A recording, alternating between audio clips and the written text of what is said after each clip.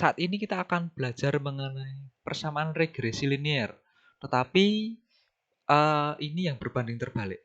Pada video sebelumnya saya telah membuat mengenai regresi linear yang mana hubungan antara variabel X dan Y itu berbanding lurus atau linear. Semakin X-nya itu gede, maka Y-nya semakin gede juga. Tetapi pada kesempatan kali ini, ketika nilai X-nya itu semakin besar, tetapi nilai Y-nya akan semakin kecil. X itu adalah variabel independen dan Y merupakan variabel dependent yang mana terpengaruhi dari variabel X. Saya akan memberikan suatu gambaran yang mana saya hendak menjual harga gelang kayu. Harga gelang kayu ini saya letakkan sebagai variabel independen atau sebagai X-nya. Saya ingin menjual dengan harga 10.000. Ternyata jumlah orang yang mau membeli itu adalah 980 orang. Lalu saya hendak menjual. Bagaimana kalau saya naikkan jadi 50.000 harganya? Yang beli kira-kira 585. Kalau saya mau jual 100.000, ternyata yang membeli semakin dikit karena semakin mahal kan? Harganya 89. Kita ingin melihat bagaimana grafiknya.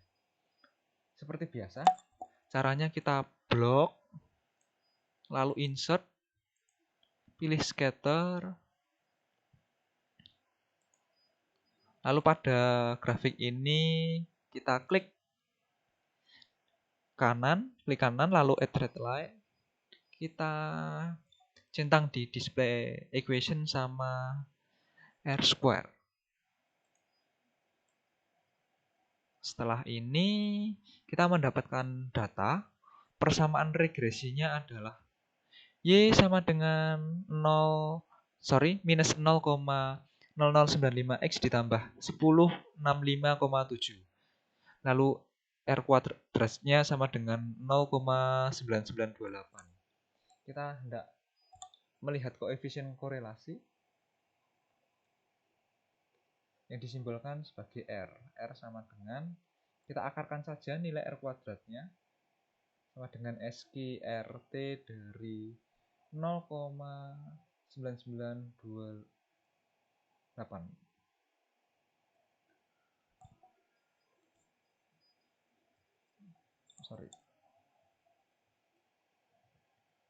Oke, hasil koefisien korelasinya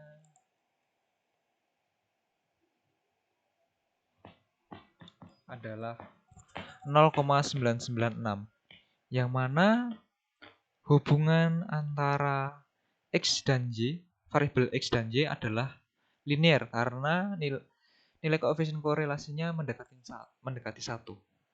Tetapi bagaimana kalau nggak linear?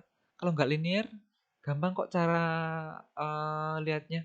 Kalau nilai koefisien korelasi R-nya itu biasanya 0,5 atau 0,3, itu biasanya nanti grafiknya nggak linear, nggak lurus kayak gini.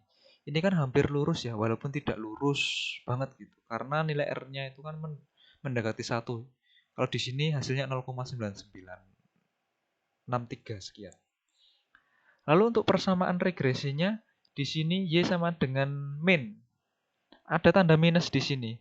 Tanda minus ini adalah kemiringan dari grafiknya ini.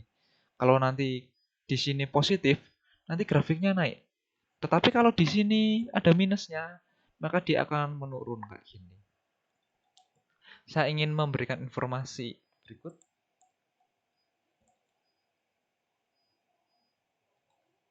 Nah, persamaan regresi itu Y sama dengan BX plus A. Nah, mirip dengan ini. Y sama dengan BX plus A.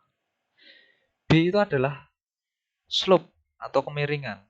Lalu A adalah intercept. Kalau kita lihat, slope-nya, dia kemiringannya minus. Jadi dia turun. Kemiringannya adalah minus 0,0095. Lalu intercept-nya sama dengan 1065,7.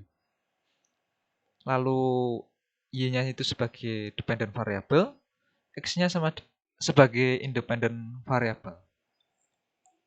Kita ingin melihat, jika saya ingin mematok harga gelang kayunya itu yang murah saja. Saya patok 15.000 deh. Kalau saya patok 15.000, kira-kira berapa yang akan membeli? Tinggal masukkan saja dengan rumus ini, sama dengan minus 0,0095 bintang X dalam kurung dulu ditambah 1065,7. Kira-kira yang beli sekitar 923 orang.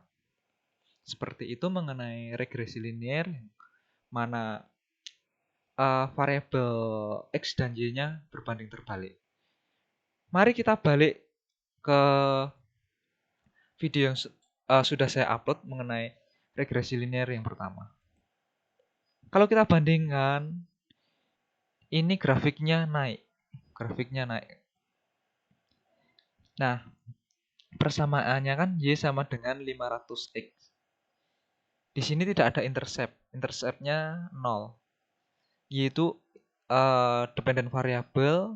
500 ini adalah slope atau kemiringan. Dia plus. Kalau plus dia akan naik. X-nya itu adalah independent variable. Sebenarnya di sini ada plus 0. Plus 0 itu adalah interceptnya. Karena 0 kan bisa tidak kita tulis, maka persamaan regresi linear pada kasus sebelumnya itu sama dengan Y sama dengan 500X. Pada kedua ilustrasi ini, saya pastikan teman-teman dapat memahami perbedaannya. Jika ada yang belum jelas, mungkin bisa ditanyakan. Selamat mencoba, selamat belajar, dan regresi itu mudah bukan? Terima kasih.